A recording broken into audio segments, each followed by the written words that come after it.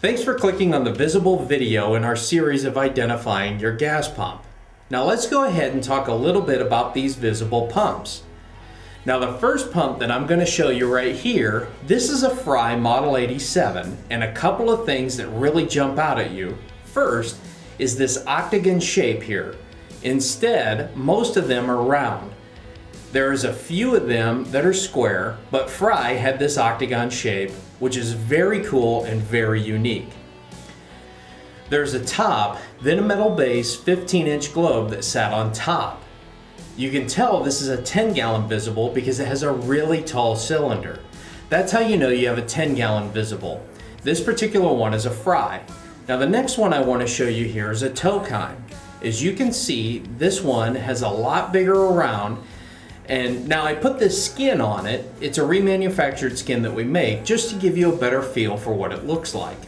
Several of these Tokheims have a real decorative ornate top and bottom.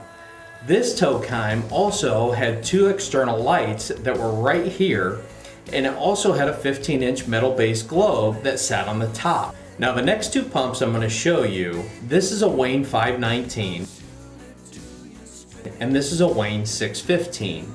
Now the difference between the two, these models were consecutive. They built the 519 and the 615 came next. The first difference I want to show you is the base. The base on the 519 is this beautiful fluted look, where the 615 is a flat low profile base. The 519 is narrower at the top, and the pipe to fill the top is external. It comes out, goes up, and then in from the top. The 615 goes up from the inside. The 519 also has the fluted top, which is different from the 615. From this point up, both of these are the exact same with the exception of the filler conduit. The same glass on top, just like this one right here, and they both had a metal base 15-inch globe on top. We put a 13-inch on this one just to show you it looks good if you opt for the smaller globe. Again, this is the Wayne 519, and this is our reproduction of the Wayne 615. Here are the last two I want to show you. This is a beautifully restored Gilbert & Barker, or Gilbarco, T176. This one is a short door. You can always tell a G&B because it has these decorative raised bumps right here, and it also has one here on the top.